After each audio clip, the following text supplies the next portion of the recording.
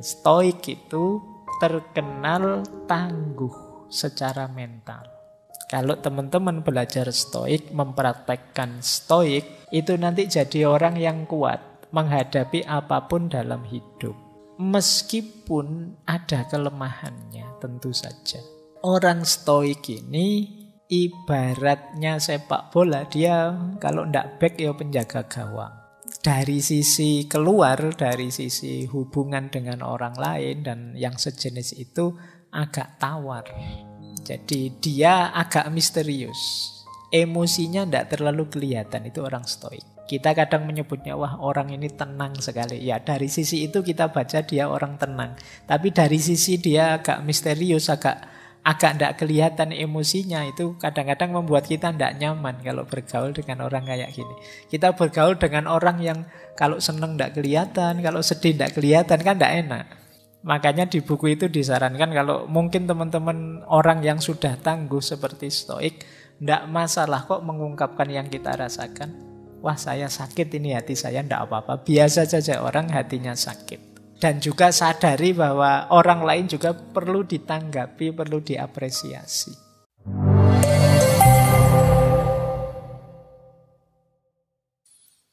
Bismillah ya, kita mulai. Saya awali dari sini ya. Saya tidak sengaja tadi membaca bukunya Catherine Rando tentang 7 tipe kepribadian. Salah satu di antara 7 ini tipe stoik. Nanti kita lihat ya, teman-teman ini kepribadian yang bagaimana. Jadi ada 7 tipe kepribadian. Yang pertama idealis, yang kedua realis, yang ketiga pragmatis, yang keempat visioner, yang kelima dissenter, yang keenam kuesioner, dan yang ketujuh stoik. Jadi ada 7 tipe. Sebenarnya banyak teori-teori semacam ini, tapi coba kita lihat yang versi ini ya. Nanti untuk bahan introspeksi kita, aku itu orang yang seperti apa? Yang nomor 1 orang idealis. Idealis itu orang yang punya keyakinan bahwa ada sesuatu yang harus dan pasti terjadi. Ini orang idealis. Hidupnya harus begini, harus begitu, itu orang idealis. Nah, orang seperti ini itu bagus, tapi kadang-kadang dia jadi rentan. Ketika cocok dengan idealismenya, itu dia terus mudah dipengaruhi. Dalam rangka mewujudkan idealismenya, itu dia jadi rentan. Kadang-kadang mudah tertipu, mudah dipengaruhi. Nah ini yang sering dimanfaatkan oleh promosi-promosi dan lain sebagainya. Misalnya kalian punya idealisme, punya tubuh yang ideal, body goal misalnya. Hari ini kan banyak istilah-istilah seperti itu. Terus kamu diet lah, senam lah, dan lain sebagainya demi ini. Tidak salah, tapi kadang-kadang ada sampai tataran idealis, harus begitu, harus begini. Nah ini kita rentan mudah dimanipulasi. Jadi mudah ditipu orang karena idealisme kita. Yang kedua, kadang-kadang para idealis ini mimpinya besar, agak jauh dari realitas. Namanya idealis, kata dasarnya ide, hidupnya di angan-angan. Nah, ini yang sering jadi masalah. Karena ya betapapun kita harus menghadapi kenyataan. Ada banyak di sekeliling kita orang-orang yang terjebak dalam idealismenya dan sulit menghadapi kenyataan hidup. Nah, kita orang seperti itu apa tidak, ya monggo teman-teman refleksi sendiri ya. Untuk mengatasi agar tidak terlalu idealis, di buku itu disarankan coba lebih sering mempertanyakan diri. Lebih sering mengambil jarak, kemudian berefleksi, apa seharusnya aku begini? Apa seharusnya dalam hidup itu seperti ini? Nah ini bagi orang-orang yang merasa idealis. Ya sopo ngerti nanti tiba-tiba temanmu mengkritik dirimu, wah kamu itu terlalu idealis. Nah coba kamu refleksi ya. Aku disebut idealis itu kira-kira di titik mana? Mana dari ideku atau gagasanku yang tidak membumi? Ini tipe pertama. Biasanya mahasiswa-mahasiswa banyak yang tipenya idealis. Masih pikirannya melangit. Nah, itu cirinya idealis. Ya enggak apa-apa, memang semangat muda kan begitu. Ingin mengubah dunia. Baik, yang kedua, kebalikannya idealis. Kelompok realis. Kelompok realis ini berhenti hanya pada fakta dan kenyataan. Tidak punya visi ke depan. Tidak suka hal-hal yang emosional, perubahan, pengembangan, dan lain sebagainya. Ini orang realis. Ya kalau kalian kadang-kadang kan ketika terlalu idealis, terus temenmu ngajak, mbok kita itu yang realistis. Nah, tapi kalau kebablasan realistis, kita jadi orang realis. Orang realis itu ya wis, pokoknya hidup ini lihat saja kenyataan apa adanya dan terima. Nah, orang realis ini kesulitannya orang-orang semacam ini berhenti pada fakta. Berhenti pada kenyataan. Dia tidak punya mimpi besar. Jadi hidupnya ya sudahlah, hidup mengalir sajalah, diikuti saja kenyataan hidup. Kalau kalian punya prinsip seperti ini, kemungkinan kamu termasuk kelompok realis. Diterima saja kenyataan kalau kita itu situasinya begini, kalau kita itu dari banyak sisi menyedihkan, mengenaskan. Nah ini biasanya ciri-ciri cara berpikir seperti ini, cirinya orang realis. Kalau teman-teman punya gaya berpikir seperti ini, yo, ayo introspeksi ya. Bukan berarti hidup itu berarti kita tidak realistis, Pak. Yo yang realistis, tapi jangan berlebihan di situ. Kenyataan harus kita terima, tapi bukan berarti kita menyerah, tidak berjuang, tidak punya cita-cita, tidak punya visi ke depan lagi. Baik, itu kebalikannya idealis. Ini orang-orang realis. Kalau di buku itu disarankan coba sekali-sekali kita bertindak sesuai mimpi kita, keinginan kita. Sekali-sekali punyalah mimpi, sekali-sekali hidupkan intuisi kita untuk bermimpi. Nah, kadang-kadang kan orang itu bermimpi saja tidak berani. Kamu kan mungkin kadang-kadang pingin ini, pingin itu, tapi kamu tepis sendiri. Ah, apa ya mungkin? Saya itu pingin kaya raya, Pak. Punya pasangan cakep, punya anak-anak yang hebat-hebat, rumahku tingkat sekian, terus wah kamu kadang-kadang, terus kamu potong sendiri, ah cuma mimpi. Dan kamu buang mimpi itu. Mimpi saja kamu tidak berani. Wong mimpi itu gratis. Kapan lagi kamu seneng kalau tidak dalam mimpi? Ya paling tidak mimpi lah wong ya. Jangan sampai nanti ada larangan mimpi, kamu susah lagi nanti. Mumpung masih bisa bermimpi, ayo mimpilah. Mumpung bisa bahagia dalam mimpi, ya lumayan. Ada sisi bahagianya hidup kita meskipun dalam mimpi. Oke, banyak orang yang mimpi saja tidak berani. Kamu bermimpilah setinggi langit, tidak apa-apa. Tapi ketika menjalani hidup, ya pertimbangkan kenyataan juga. Biar tidak terjebak jadi orang realis atau orang idealis. Ada lagi yang ketiga, pragmatis. Kalau pragmatis ini definisinya orang yang bisa realis, bisa idealis, tergantung tujuannya. Ada yang mendefinisikan begini, kalau idealis itu menolak sisi praktis demi prinsip-prinsip. Kalau pragmatis itu menolak prinsip-prinsip demi yang praktis-praktis. Orang sering bilang orang pragmatis itu yang penting tujuannya. Jadi dia bisa saja sangat idealis, bisa saja sangat realistis, tergantung tujuannya apa. Ini pragmatis. Jadi sudahlah Pak, yang penting kan saya paham. Nah, sudahlah Pak, yang penting kan saya bisa kaya. Yang penting kan mimpiku terwujud. Ini namanya pragmatis. Fokus pada hasil. Entah lewat jalan apa. Ini pragmatis. Saya materi kuliah tidak terlalu paham sih Pak, tapi gampang lah nanti saya ke rumah dosennya bawa salak 55 kilo terus sama apa. Nanti kan dosennya mesti agak kasihan, masuk nggak dilulus ke. Nah ini gaya orang pragmatis kadang-kadang. Yang penting tujuannya terpenuhi. Ya coba kita sering tidak bergaya seperti ini. Mengambil strategi hidup seperti orang pragmatis. Kadang-kadang idealis juga orang pragmatis kalau memang tujuannya seputar itu.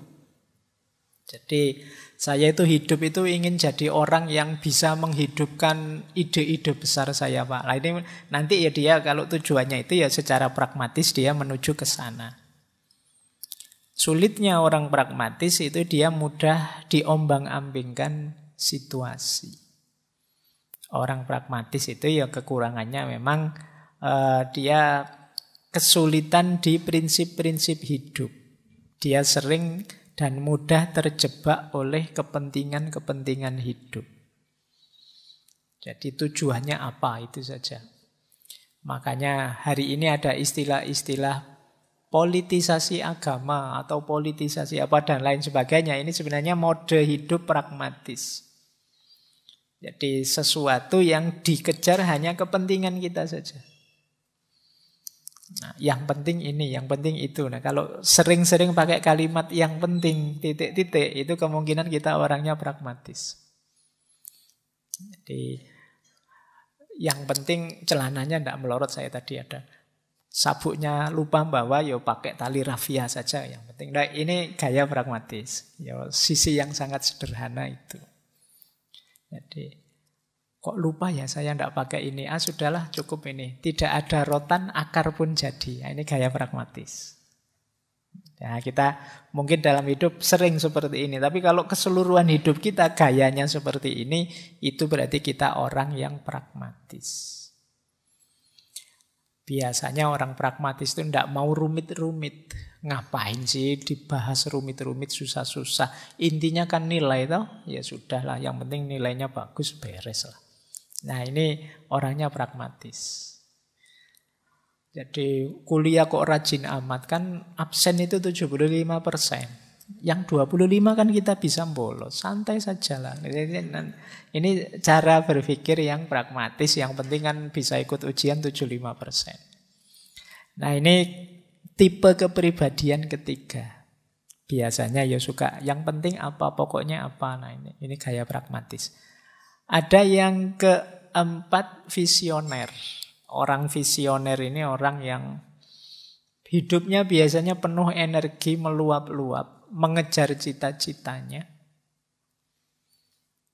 Cuma kelemahannya apa? Kadang-kadang dia jadi egois.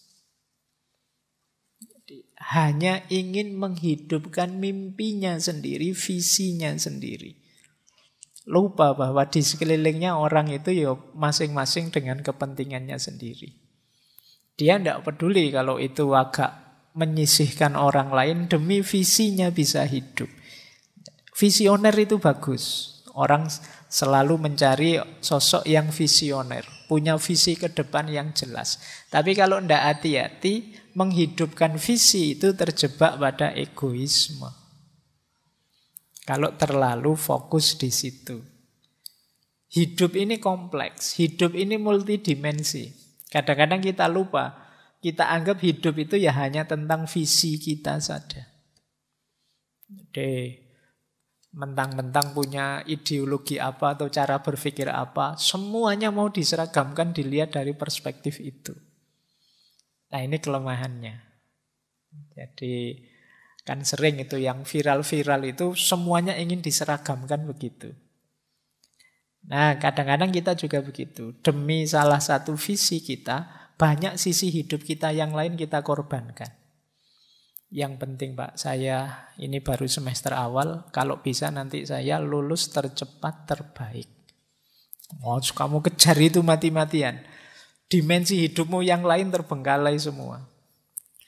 Mungkin hidup sosialmu kering, kemudian kesehatanmu merosot jauh karena kamu melekan terus belajar biar IP-mu tinggi dan macam-macam. Ini sering terjebak di situ. Orang visioner itu. Kalau tidak hati-hati bablas. Tapi visioner bagus. Ya sesekali orang visioner ini kalau nasihatnya di buku itu, yuk agak membumi sedikit. Agak realistis sedikit. Khawatirnya kalau terlalu bersemangat, ya kalau cita-citamu terwujud, kalau tidak, kamu bisa stres. Hidup itu tidak semulus ceramah. Kalau ceramah sih gampang, saya ngomong kayak gini enak saja, tapi dijalani kan tidak sesederhana itu. Ini saya ngajak, yuk visioner, yuk bermimpi loh. Ya gampang saja kalau ceramah, tapi realitas tidak sesederhana itu. Ya kayak patah hati sejak kemarin kan kita kritisi, kita bahas begini begitu. Kamu tidak ngalami langsung sih enak saja, bisa ketawa-ketawa. Yang ngalami, yang tahu pahitnya, sakitnya. Nah, ya agak membumi lah meskipun kita punya visi besar dalam hidup. Ada lagi tipe pemberontak, dissenter. Tipe pemberontak ini tipe yang berpikirnya agak negatif.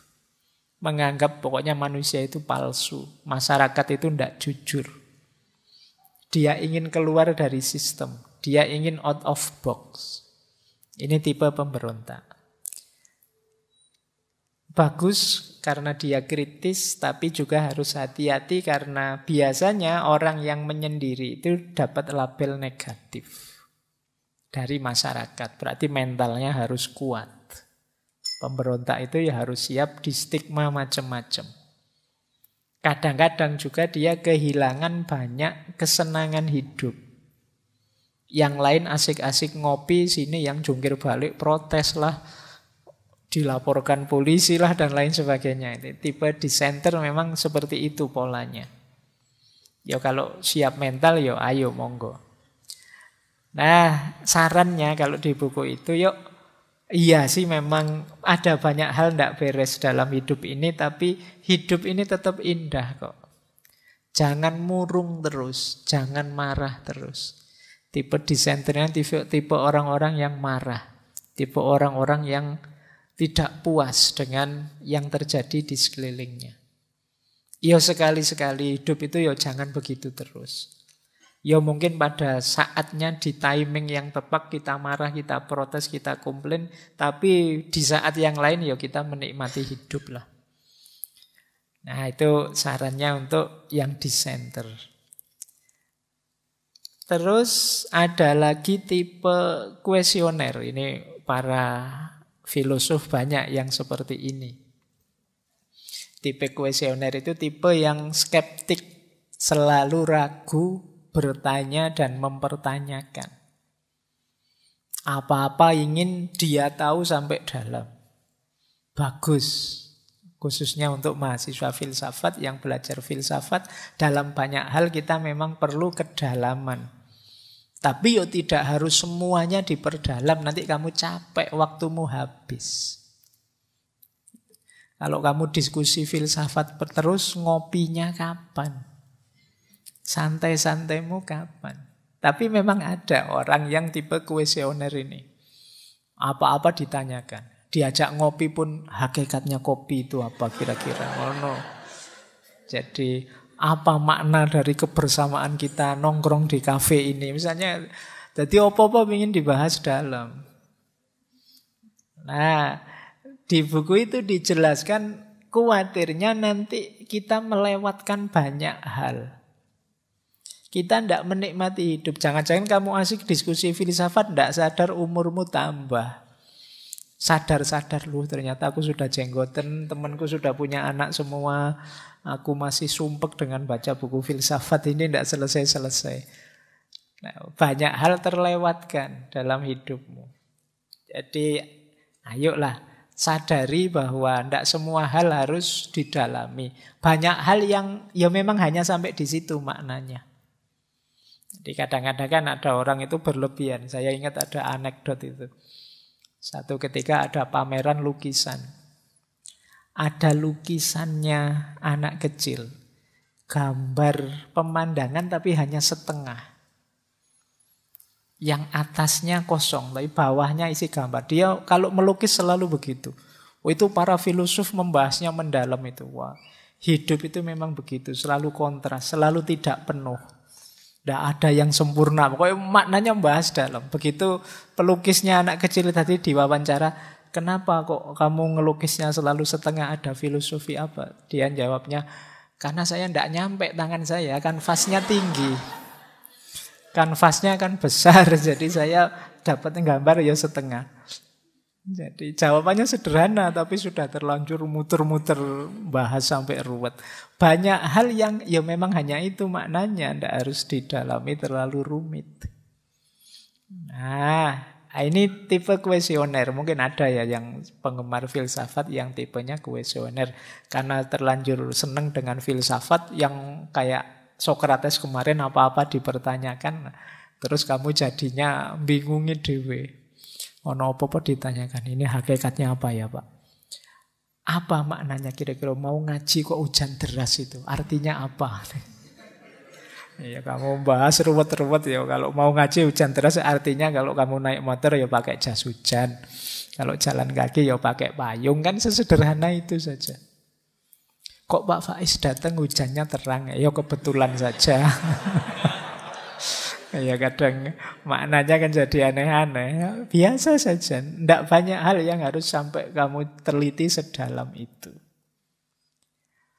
Bahwa kritis analitis itu penting, tapi kan ya milih-milih, kamu harus ngerti prioritas. Mana yang memang penting harus dibahas mendalam, mana yang biarkan saja mengalir.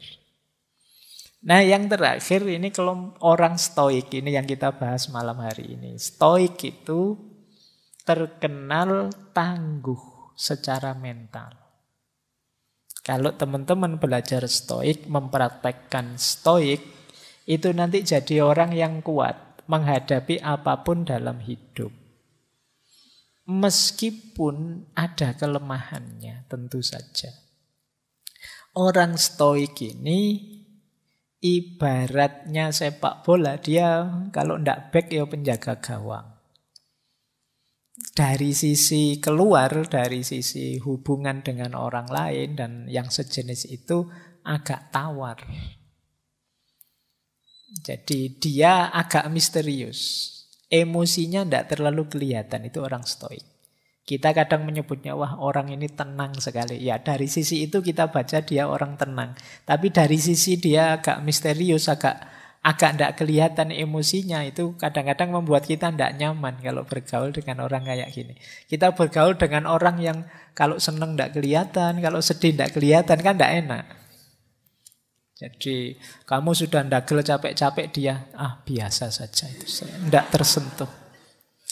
Waktunya sedih ada berita ini loh teman kita sakit, ada teman kita meninggal. Ya hidup memang begitu, ada yang sakit, ada yang meninggal. Itu kan tidak enak, tidak nyaman. Jadi dari sisi mental tangguh luar biasa. Tapi kadang-kadang dari sisi pergaulan sosial itu rasanya tidak terlalu menyenangkan kalau ada orang agak flat begitu.